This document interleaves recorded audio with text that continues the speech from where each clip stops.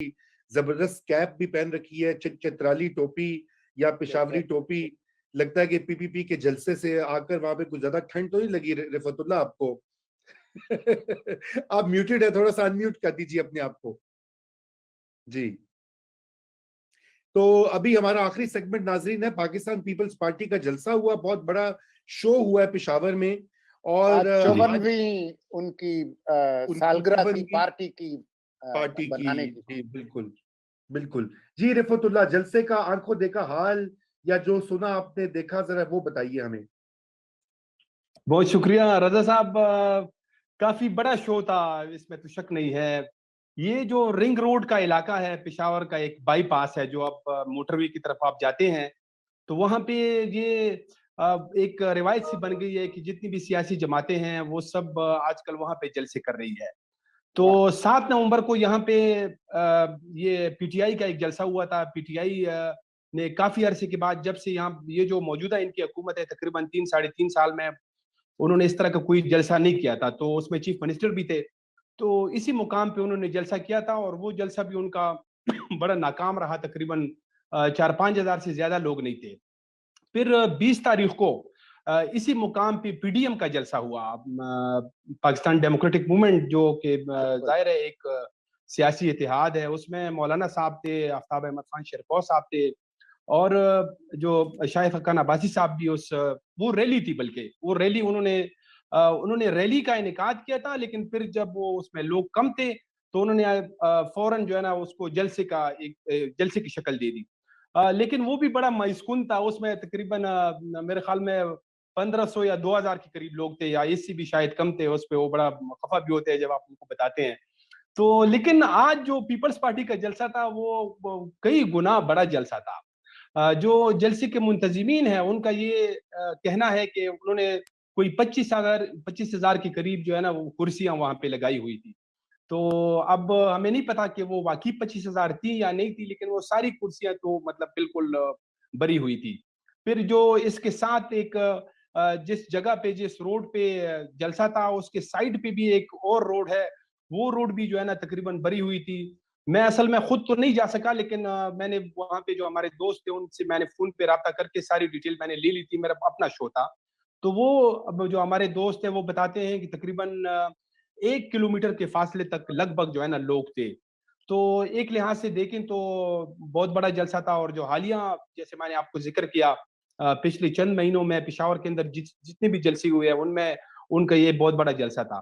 اچھا, اب یہ چونکہ یوم تاسیس فاؤنڈیشن ڈے جو پیپلز پارٹی کی ہے, تو اس میں یہ تھا کہ اس میں ملک بھر سے جو ہے نا یہ لوگ آئے تھے. صرف یہ نہیں تھا کہ وہ صرف خیبر پختونخوا کا جلسہ تھا, اس میں ملک بھر سے, بلکہ اس میں سندھ سے جو ہے وہ کافی سارے لوگ, جو رپورٹر وہاں پہ رپورٹ کیا, وہ کہتے ہیں کہ سندھ سے ایک بہت بڑی تعداد میں یہ لوگ جو ہے نا اپنے ساتھ لے کر آئے تھے.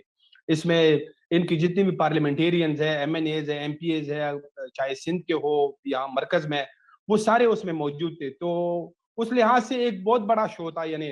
اور آج ہی ایسا سمجھ لیں کہ آج یہاں پہ اب بلدیاتی انتخابات ہونے جا رہے ہیں 19 دسمبر کو, اس کا پہلا مرحلہ ہے. تو اس میں سپریم کورٹ میں ایک کیس چل رہا تھا, جو کی پی گورنمنٹ ہے, ایک فیصلہ ہوا تھا کہ جو اس کی 3 درجے ہے, تحصیل کونسل, پھر ضلع کونسل اور ولیج کونسل.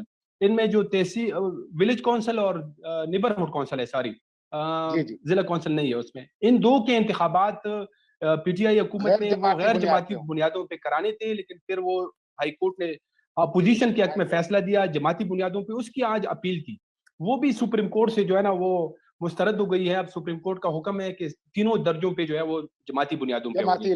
تو اس سے پہلے یہاں پہ ایک غیر یقینی کی کیفیت تھی. آج سے یہ جو جلسہ جو ہے نا, ایسا سمجھ لیں کہ ایک جو ہے نا اسی جلسے سے پیپلز پارٹی نے اپنی ایک بلدیاتی انتخابات کی مہم کا آغاز بھی کر دیا ہے.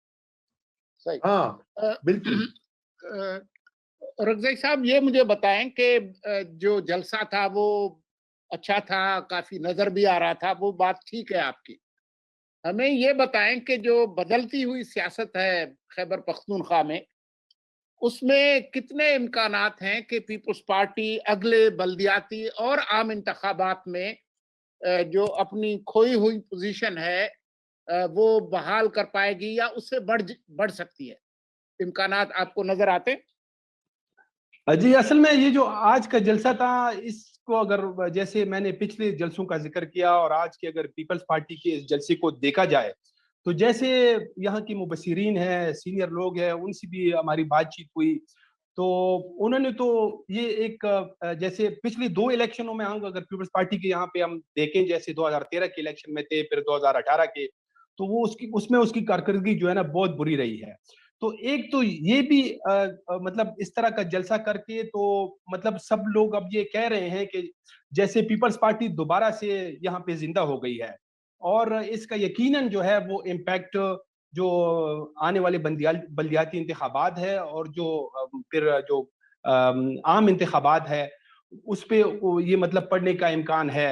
अलबत्ता जो आने वाले इंतखाबात है उसमें तो अभी टाइम है, उसमें तकरीबन 1.5 साल है, लेकिन जो बल्दियाती इंतखाबात है उसमें चंद हफ्ते ही रह गए हैं, तो इस जलसे को ऐसा मतलब एक ट्रेंड सेट के तौर पर लिया जा रहा है।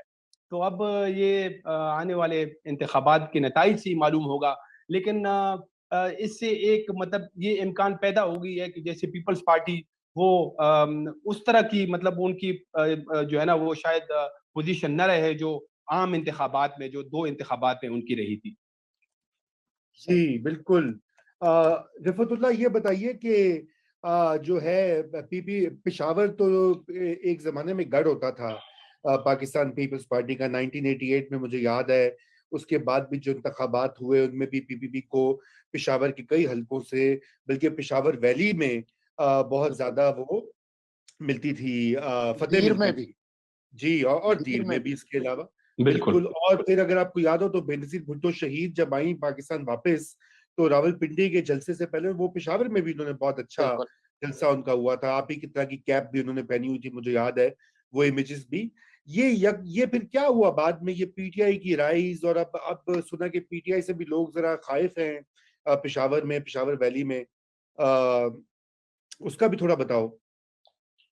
ये तो आप देखिए, ये तो सुलंगी साहब वाला क्वेश्चन कर दिया आपने मुझसे। हाँ मेरे असल में लिए ये तो आप मुश्किल सवाल। हम जी, असल में हम सबको पता है, आप भी जानते हैं कि कैसे ये 2 इलेक्शन हुए।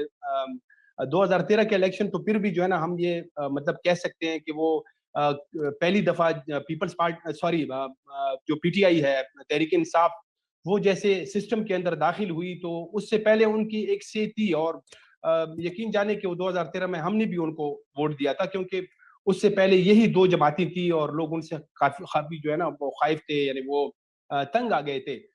फिर 2018 का इलेक्शन तो आपने देख ही लिया कि वो जो है ना उसमें क्या हुआ। जो वो जमात 2013 में जिसने इंतखाबात में हिस्सा लिया, जो पहली मरतबा सिस्टम के अंदर दाखिल हुई, उस वक्त उनकी जो है ना तकरीबन कोई 55 सीटें थी, और फिर 2018 के इलेक्शन में वही जमात 5 साल के बाद जो है ना, वो जाहिर है कि एक ट्रेडिशन है पाकिस्तान के अंदर, वैसे भी जो है ना लोग खुश नहीं होते हुकूमतों से, फिर वही जो है ना वो जमात 80 से ज्यादा सीटें लेती है, तो वो तो बिल्कुल जो है ना उस इंतखाबात पे तो काफी जो है ना मतलब वो सवालात उठाए जाते हैं, शक व शुबे का इजहार किया जाता है। लेकिन 2018 में ना सॉरी 13 में ये हुआ था कि यहाँ पे वो उस वक्त दहशतगर्दी की बहुत बड़ी लहर थी, तो जो यहाँ पे 2 जो है ना, जैसे पीपल्स पार्टी एक सेकुलर जमात है और एएनपी जो है, वो दोनों सेकुलर जमातें हैं, वो किसी हद तक तालिबान की जो तंजीमें हैं उनकी मुखालफत करती आई थी।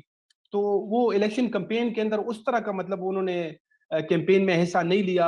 धमाके हो रहे थे। अवामी नेशनल पार्टी की तो आप लोगों को पता है कि तकरीबन उनके तो 1000 से ज्यादा जो है ना वर्कर और उनके लीडर वगैरह मारे गए हैं इसी तालिबानिजेशन के दौर में। तो वो एक बड़ी वजह थी उस इलेक्शन में कि वो मतलब उसकी वजह से उनकी कारकर्दगी अच्छी नहीं रही। फिर 2018 का जैसे जिक्र किया, वो तो और ही इलेक्शन था, लेकिन अब ये है कि अब उस तरह की सूरत हाल तो नहीं है, और अब जाहिर है कि इस स्टेज पे आप देखें तो सूबों में भी और पूरे मरकज में भी, और जो मुल्क के हालात है, महंगाई देखें, क्या मतलब क्या हो गया है, गरीब आवाम जो है उनका क्या हाल है, और सारी जो जमातें हैं वो इसी चीज को फोकस करके जो है अब ये अपने कैंपेन भी कर रही है, अपने जलसों में इसी चीज का इजहार भी हो रहा है। तो मेरे ख्याल में अब जो है ना उस तरह के हालात नहीं होंगे। अगर दोबारा से उस तरह की सूरत-ए-हाल बनती है। अब तो जो जैसे एक इल्ज़ाम लगता है कि इसके पीछे एस्टेब्लिशमेंट है इस जमात के पीछे, तो अब उसके खिलाफ भी जो है ना काफ़ी सियासी जमातें वो भी खुलकर बात करती है। तो मेरे ख़्याल में वो भी काफ़ी जो है ना ऐसा उनको फ्री ग्राउंड जो है मेरे ख़्याल में अगले इलेक्शन में इस तरह नहीं हो सकता। ख़ामख़ा जो है ना कुछ न कुछ मतलब उसको कोशिश होगी कि जो है ना हर सियासी जमात को कुछ न कुछ हिस्सा मिले, या जो इंतखाबात है उसमें कुछ फ़ीसद तक जो है ना कुछ ऐसा मतलब लेके जाए कि जैसे उन पे लोगों को एतबार हो। तो बहरहाल ये फिर ईवीएम्स का इशू जो है ना वो भी चल रहा है। तो अगर ये सियासी जमातें एग्री हो जाती है, इसका कोई नतीजा निकलता है, तो फिर तो इम्कान है कि इस तरह के हालात नहीं होंगे जो पहले थे। बिल्कुल, बिल्कुल। बहुत शुक्रिया रिफ़त भाई आपके जॉइन करने का। इंशाल्लाह आपको फिर दोबारा से ज़हमत देते रहेंगे। और मैं अब ये कहना चाहता हूँ सोलंकी साहब की आखिरी यौम तासीस जो है, उसके हवाले से भी कुछ बातचीत हो जाए, 5-1 मिनट उस पे लगाते हैं। 54 साल हो गए हैं, 54 साल तो एक निस्फ़ सदी से ज़्यादा का किस्सा है। और आज पाकिस्तान पीपल्स पार्टी दोबारा उसी एक मोड़ पर खड़ी है जहाँ पे उसके रिवाइवल की बातें हो रही हैं। एक ज़माना था कि वो सबसे बड़ी पार्टी थी, कई दहाइयाँ वो पाकिस्तान की फेडरेशन की अलामत भी रही, चारों सूबों की ज़ंजीर थी, आज भी है बड़ी हद तक। तो ये इस पार्टी का 54 साला तासीस के वक़्त मुझे जो आपसे सवाल भी है और एक कमेंट भी है मेरा। कमेंट ये है कि क्या पीपल्स पार्टी के अंदर जो उसके टॉप लेवल के ऊपर जो आला पोलिट ब्यूरो है या काबीना है जो, वो क्या उनमें कोई ये इस तरह की भी बात है कि वो इसके बारे में सोचें कि आज 54 साल के बाद वो कहाँ खड़े हैं और किस डगर पर, किस मोड़ पर उनकी पार्टी आ गई है। अगर उन्होंने इसको आगे 21वीं सदी में एक पॉलिटिकल फोर्स बनाना है, तो वो कैसे, क्यों कर बना पाएंगे और किस तरह से बना पाएंगे? थोड़ा-सा मुझे इसके बारे में आप कुछ बताइए। देखें, वो कोशिश तो कर रहे हैं कि कोई जलसे जुलूस वगैरह सरगर्मियां वो करें। खैबर पख्तूनख्वा में भी आप देखें, लाहौर में भी वो इलेक्शन लड़ रहे हैं। लेकिन एक बात होती है कि एक अवामी लहर होती है, आपके कोई ऐसे नए नारे और ऐसे प्रोग्राम होते हैं जो कि लोगों के दिलों को गरमाते हैं। वो हमने 70 में देखा था। और एक हद तक हम ये देखते हैं कि जो 2 इंतखाबात जो कि मोहतरमा ने खुद लड़े, तो 2 दफ़ा जब वो वज़ीर-ए-आज़म बनी, मुझे अभी तक ऐसे हालात नज़र नहीं आ रहे कि एक कोई कोई पॉपुलर वेव जो है वो पीपल्स पार्टी की चल रही हो। लेकिन तमाम जो कौमी जमातें हैं उनका ये हक है कि वो पूरे मुल्क के अंदर अपना काम करें, तो इसके लिए हमें ज़्यादा इंतज़ार नहीं करना पड़ेगा। जो लाहौर का जो नतीजा है वो भी चंद दिनों में आपके सामने आ जाएगा। इसी तरह हुँ। से जो इलेक्शंस हैं लोकल गवर्नमेंट के खैबर पख्तूनख्वा के, वो भी ज़्यादा दूर नहीं है। तो इसलिए मैं बहुत ज़्यादा इस दूध में मेंगनियाँ नहीं डालना चाहता। लेकिन जो बुनियादी बात है वो ये है कि हर जमात जो है उसकी कोई कोर कॉन्स्टिट्यूएंसी होती है। जैसे नून लीग के बारे में मशहूर है कि जी जो ट्रेडिंग क्लास है, मिडिल क्लास है, वो उसकी कोर कॉन्स्टिट्यूएंसी है। रिवायती तौर पर वो सेंटर राइट की एक जमात है। तो पीपल्स पार्टी को ये खुद तय करना होगा कि उसके जो कोर वैल्यूज क्या हैं और उनकी कोर कॉन्स्टिट्यूएंसी क्या है और उनके डिमांड्स क्या हैं। अगर वो उस तरह के नारे और प्रोग्राम नहीं दे पाएंगे, तो फिर तो बहुत सारे मुतबादल आपको नजर आते हैं। ये एक बड़ा मुश्किल इम्तिहान है पीपल्स पार्टी के लिए जब कि वो 54 साल की हो गई। जी, बड़े ही आपने नारों की बात की, कंस्टिट्यूएंसी की बात की, एजेंडा की बात की, मंशूर की बात की। ये नहीं भूलना चाहिए कि आज से 54 साल पहले जब पाकिस्तान पीपल्स पार्टी का कयाम हुआ और उसका जो मंशूर था, पहला मंशूर रोटी, कपड़ा और मकान, कि मईशत जो है वो सोशलिज्म पे मबनी होगी और ये कि एक बड़े मजबूत और फेडरल पाकिस्तान की ہمیشہ سے بعد میں بینظیر بھٹو صاحبہ نے اس کی ترجمانی بھی کی اور بڑی حد تک اس کو امپلیمنٹ بھی کیا. لیکن میں سمجھتا ہوں کہ آج اس کے اوپر پاکستان پیپلز پارٹی کو غور کرنا ہوگا. اگر یہ شاید ان کو وقتی طور پہ تو ابھی سندھ میں ان کی پوزیشن مضبوط ہے, باقی کچھ صوبوں میں بھی جگہ مل جائے, لیکن اپنی کھوئی ہوا مقام پانے کے لیے یہ بات صحیح ہے کہ ان کے ساتھ بڑی زیادتیاں کی ہیں اسٹیبلشمنٹ نے اور عدلیہ نے اور سارا کچھ جو ایک پوری تاریخ ہمارے سامنے ہے, مگر ان کو یہ بھی دیکھنا ہوگا کہ الٹیمیٹلی بالآخر ان کا جو منشور ہے یا ان کا جو پارٹی پروگرام ہے وہی ان طبقات کو واپس لائے گا پارٹی کے دھارے میں, پارٹی کے فولڈ میں, پرچم تلے, جو انہوں نے آج سے 40-50 سال پہلے ایک نئی پاکستان کی بنیاد رکھی تھی. یہ نہیں بھولنا چاہیے کہ یہ نیا پاکستان کا لفظ جو ہے یہ بھٹو صاحب نے بھی استعمال کیا تھا. عمران خان صاحب نے تو بعد میں اس کو ابھی مشہور کیا ہمارے حالیہ ماضی قریب میں, لیکن در حقیقت بھٹو صاحب نے ایک نیا پاکستان کی تشکیل دی تھی اور 71 کے بعد میں تو حقیقتاً جو ہے ایک نیا پاکستان مارز وجود میں آ گیا تھا جب ویسٹ پاکستان بن گیا. تو اب یہ وقت ہے کہ ان کو یہ سوچنا پڑے گا کہ وہ کیا ان طبقات کو, ورکنگ کلاس جو ہے, جو پاکستان کا مزدور طبقہ ہے, خصوصاً جو فیکٹریوں میں نہیں ہے, جو سڑکوں پر انفارمل سیکٹر میں کام کرتا ہے, جو ریڈی لگاتا ہے, جو وینڈر ہے, اس کے لیے کیا ایسی چیز ہے جو ان کو اٹریکٹ کرے گی. پاکستان کے 70% لوگ جو ہیں, آبادی جو ہے وہ 30 سال یا اس سے کم عمر کی آبادی ہے. ان کے لیے پاکستان پیپلز پارٹی کا کیا پروگرام ہے؟ یہ اگر وہ, کیونکہ اگر آپ ان کا منشور اور باقی جماعتوں کا منشور دیکھ لیجئے تو 19-20 کا فرق دکھائی دیتا ہے. سبھی تعلیم کی بات کرتے ہیں, سبھی ٹیکنیکل ٹریننگ کی بات کرتے ہیں, ہائر ایجوکیشن کی بات کرتے ہیں, منصفانہ نعرے بازی بہت ہوتی ہے, لیکن در حقیقت پاکستان میں اس وقت ضرورت ہے اسٹرکچرل چینج کی, یعنی کہ ایسی تبدیلی جو کہ پاکستان کا موجودہ پاور سسٹم جو ہے, جو اس کا معاشی نظام ہے, اس کو بدل کے یکسر بدل کے رکھ دے. یہی وہ نعرہ اور یہی وہ وعدہ تھا جس نے بھٹو صاحب کو, ذوالفقار علی بھٹو کو مقبول کیا, اور آج بھی ان کی مقبولیت موجود ہے. پاکستان میں ہر کوئی ان کو جانتا ہے, یاد کرتا ہے, اچھا ہے برا وہ ایک الگ معاملہ ہے, لیکن وہ یہی وجہ تھی کہ انہوں نے پہلے یہ ایک اسٹرکچر جو ہے تبدیلی اس کا نہ صرف منشور پیش کیا تھا بلکہ بڑی حد تک اس پہ عمل درآمد بھی کیا تھا اپنے 5 سالہ جو ان کا دور اقتدار تھا بحیثیت وزیر اعظم. آج پاکستان پیپلز پارٹی کا جو منشور ہے وہ نہیں ہے. ان کا پہلے جو گورنمنٹ بھی تھی اس میں بھی وہی آئی ایم ایف کا پروگرام تھا, وہی آئی ایم ایف کا پروگرام آج بھی ہم رو رہے ہیں. نواز شریف کی پہلے حکومت تھی, اس میں بھی یہی آئی ایم ایف کے پروگرام آ رہے تھے, جا رہے تھے. بات یہ کہ جب تک یہ پاکستان کی معیشت کو, پاکستان کی سیاست جو ہے اس کی بنیاد معیشت ہوتی ہے, جب تک آج کے پاکستان کے وہ طبقات جو کہ پسے ہوئے ہیں, اس وقت محروم ہیں روزگار سے, خوشحالی سے, کھانے سے, نیوٹریشن سے, جب تک آپ ان کے لیے ایک نیا نظام پیش نہیں کرتے تو یقین جانیے یہ پارٹی کا ریوائول نہیں ہوگا. اور اسی کے لیے سوچ بچار ان کو آج کرنی ہوگی. ایک وہ زمانہ تھا, یہ دیکھیے بڑی خوبصورت تصویر نکالی ہے علی نے, جس میں کہ بھٹو صاحب, بیگم بھٹو اور پوری فیملی, بہت ہی زبردست تصویر ہے. اور جو ہے یہ تو بات یہ کہ یہ جذباتی ایموشنل لگاؤ تو ہے پاکستان پیپلز پارٹی کے فالوورز کو بھٹو خاندان سے, لیکن وہ لوگ جو نئی جو نسل ہے یا جو ابھی جنریشن بڑی ہو رہی ہے, ان کو اس طرح کی کوئی میموری نہیں ہے.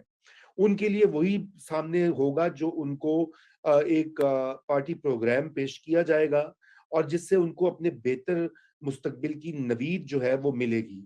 یقیناً بلاول بھٹو زرداری جو ہیں وہ ایک بڑے متحرک اور پروگریسو نوجوان ہیں اور اچھے خیالات, اچھی سوچ کے مالک ہیں, لیکن اب اس سے آگے بڑھ کر یہ ایک زمانہ تھا سولنگی صاحب, میں آپ کو بتاؤں کہ لاہور میں پاکستان پیپلز پارٹی کے ایک, جیسے آپ کو پتا, گڑھ ہوتا تھا, اور صرف گڑھ ووٹوں کے حوالے سے نہیں بلکہ لاہور کے جو دانشور تھے سارے, ڈاکٹر انور حجاد ہوں, فخر زمان ہوں, افضل توصیف, دیگر بہت سارے لوگ, یہ سب لوگ جو تھے یہ بھٹو صاحب اور بعد میں افتخار احمد, ہمارے افتخار احمد صاحب جنہوں نے کہا, یہ سب جو تھے یہ انہوں نے اس زمانے میں اس پارٹی کی داغ بیل کے وقت اور بعد میں اس کو ایک نظریاتی قبلہ, ایک نظریاتی کمپس دیا ہوا تھا.